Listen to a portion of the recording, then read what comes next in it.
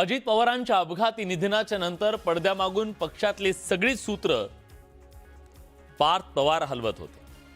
नेते आणि कार्यकर्त्यांच्या संपर्कात होते। माध्यमांच्या सोबत त्यांनी संवाद साधलेला नव्हता। मात्र सोमवारी पार्थ पवारांनी बारामती पोटनिवडणुकीच्या बाबत काँग्रेसच्या निर्णयावर प्रतिक्रिया देताना काँग्रेसच्या महाराष्ट्रातल्या डाऊनफॉलची सुरुवात झाल्याचं वक्तव्य केलं।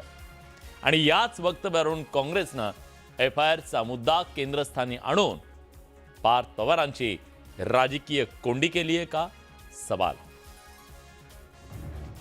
पक्ष जर तुम्ही बघितला गेल्या 10 वर्षांमध्ये कुठे होता आणि कुठे चाललाय, तर अशा विचाराने जे ते करतात ते डिसिजन त्याच्यामुळेच तो तिकडे चाललाय।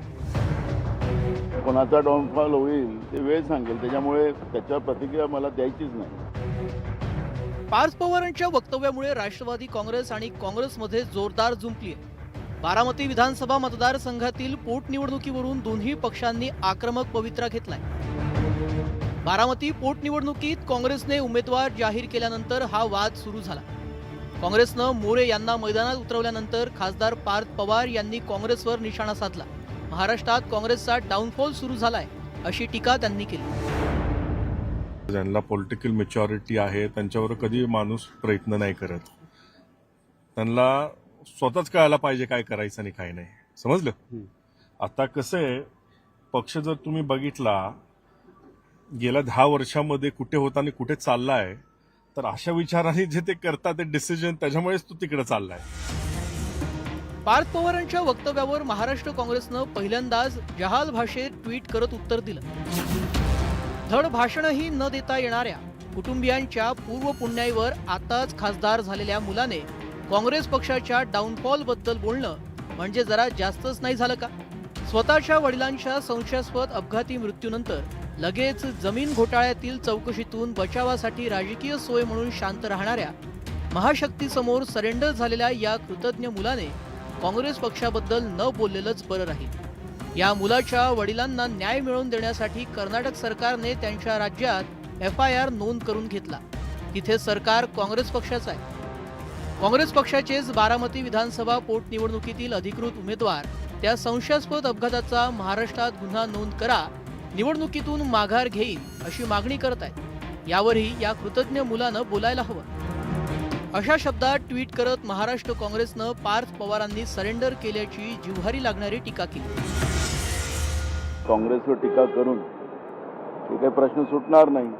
त्यामुळे पार्थ पवार वयानं लहान आहे आमच्यापेक्षा, त्याच्यामुळे मला त्याच्यावर फार काही प्रतिक्रिया देण्याचं काही कारण नाही। त्याच्यामुळे कोणाचा डाऊनफॉल होईल ते वेळ सांगेल, त्याच्यामुळे त्याच्यावर प्रतिक्रिया मला द्यायचीच नाही। बारामतीची निवडणूक बिनविरोध व्हावी यासाठी राष्ट्रवादी काँग्रेसचे प्रयत्न सुरू होते। त्यासाठी त्यांनी काँग्रेसकडे पाठिंब्याची मागणीही केली होती। मात्र काँग्रेसनं लढण्याचा निर्णय घेतल्यानं दोन्ही पक्षात वाद निर्माण झाला। काँग्रेसनं पार्थ पवारांवर हल्ला चढवल्यामुळे राष्ट्रवादी काँग्रेसकडूनही जोरदार पलटवार करण्यात आला। आमच्या नेत्यावर टीका करण्यापेक्षा राहुल गांधी यांनी काश्मीरपासून कन्याकुमारीपर्यंत काय केलं ते आधी काँग्रेसनं पाहावं असा टोला सूरज चव्हाण यांनी लगावला। निधनानंतर त्याच घरातील व्यक्ती पोटनिवडणूक लढत असेल तर बिनविरोध करणं ही परंपरा काँग्रेसने पाळली नाही असा आरोप चव्हाणांनी केला। पार्थदादाच्या वक्तृत्वाबद्दल तुम्ही बोलत असताना काश्मीरपासून कन्याकुमारीपर्यंत राहुल गांधीजीच्या वक्तृत्वामुळे आणि नेतृत्वामुळे काँग्रेसची काय अवस्था झाली हे काँग्रेसच्या नेत्यांनी पाहावं आणि मग दुसऱ्या पक्षाच्या नेत्यावरती बोलावं। पार्थ पवारांच्या काँग्रेसवरील वक्तव्यावर पवार कुटुंबानंही नाराजी व्यक्त केली आहे। सुप्रिया सुळेंनी काँग्रेसच्या योगदानाची आठवण करून दिली। शरद पवारांनी तर पार्थ पवारांच्या राजकीय परिपक्वतेबाबत मी आज सांगू शकत नाही असं वक्तव्य स्मित हास्य करत केलं। तर कोणताही पक्ष संपत नसतो हे वक्तव्य घाईत झालं अशा शब्दात आमदार रोहित पवारांनी पार्थला समजावलं। तुम्ही सत्तेत असला काय, तुम्ही विरोधात असला काय, तुम्हाला जमिनीवर राहणं हे फार महत्त्वाचं असतं। काल पार्थकडनं जी स्टेटमेंट झाली ती योग्य नव्हतीच।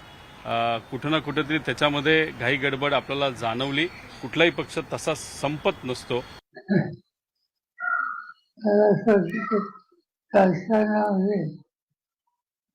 महत्वाचे धोरणाचं शेतन करायला एक प्रकारची परिपक्वता लागते। पार्थ पवारांच्या आक्रमक वक्तव्यानं आणि काँग्रेसनंही जशास तसं उत्तर दिल्यानं बारामतीची निवडणूक आता प्रतिष्ठेची लढाई बनली. काँग्रेसनं चाणाक्षपणे अजित पवारांच्या विमान अपघाताच्या FIRचा मुद्दा समोर आणला. त्यावर राष्ट्रवादी काँग्रेस काय भूमिका घेणार याकडे आता राज्याचं लक्ष लागलंय. परिणामी FIRच्या मुद्द्यावरून निवडणुकीच्या प्रचारात कुणाचा डाऊनफॉल होतो याबाबत उत्सुकता निर्माण झाली. संतोष गोरे, न्यूज 18 मराठी, मुंबई.